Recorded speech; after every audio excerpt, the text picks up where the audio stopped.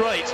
And this is where those who really feel they haven't got the kick over the last 200 or 300 metres would normally push in hard. Farah, though, surges to the front as if to say, no, get back in your place, boys. I'm in charge here. He leads through 9,225.26, a 63-second lap margin, the quickest of the race, but it really is still loping along for Mo Farah. This is a man, remember, who can run so many seconds quicker than this for the last mile. And you just get the indication here that, if anything, he's holding himself back. And Galen Rupp, well, he's the man who's moving up here behind Mo Farah, and there's no indication that East Africa is going to offer any sort of challenge here to the Briton.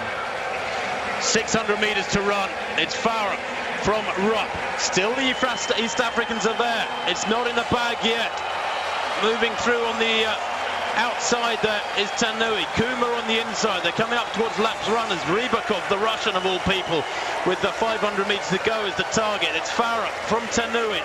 From Kuma, Rupp is there. Moving up down the outside is Jay Lan. Can you believe the reigning champion is still there with a lap to run?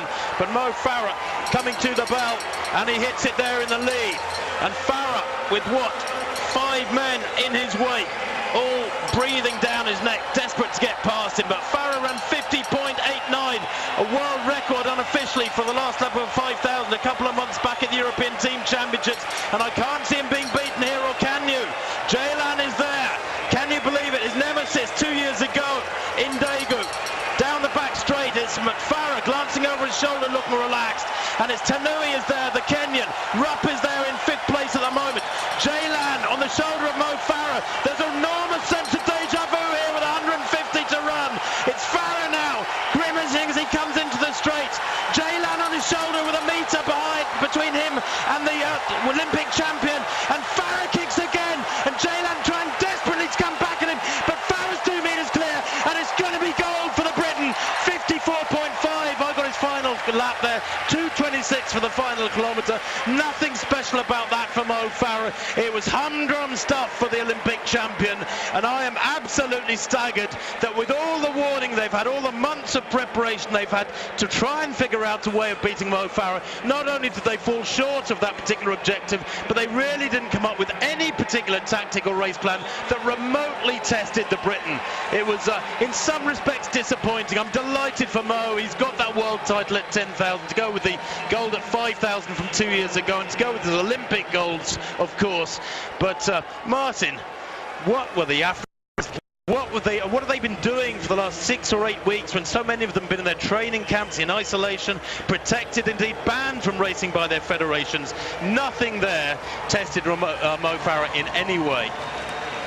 Well, there was no obvious plan, was there, to beat him? And perhaps the reality is there was no plan. Perhaps they almost concede victory to this fella, because you got a sense there he was looking all around and he was running within himself all the way. At no point was he truly stretched. It was a good run from Jay Lan, you've got to say that, but in the end he didn't really come anywhere close to beating Mo Farah, who was just winding it up, and perhaps had a few more gears to go through if he needed to find them. But that was just an undramatic victory, and that in itself is a massive compliment to him, because he just won with such ease.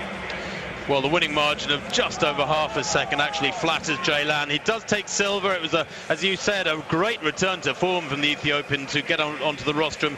Tanui of Kenya takes the bronze medal, just under a second down. Galen Rupp in 4th place, so near to a medal, the American, after taking the silver at the Olympics last year. And then Kuma of Ethiopia 5th, the Kenyan Muchiri 6th, the Kenyan Kip Kemoy in 7th. They were there or thereabouts, the East Africans, but they all seemed just too happy to lope along in his wake, allow Farah to act as Pied Piper through the last 2 or 3 laps, and at no time did anybody try and mess up his race plan with any really positive, decisive move.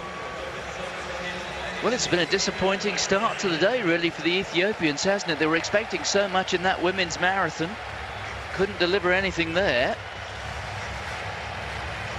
and here they promised to offer the greatest threat to Mo Farah, and Jay Lan picked up a silver medal, which is something of a personal triumph when you consider where he's been over the last year or so. But as a team effort, their number one man, Gebra Meskel, well, he was out of it really very early indeed, and Gebre Meskel, remember, did come into this event with the fastest time over the distance this year, but never got a blow in.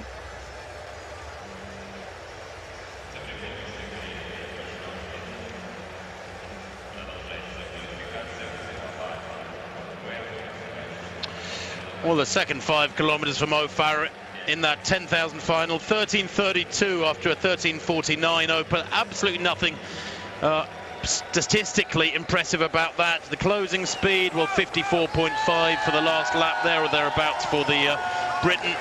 And it is, as you say, Martin, it's a compliment to Mo. It underlines his dominance. That, frankly, it was a bit anticlimactic, that one. We expected him to win. We expected him to show great closing speed. But I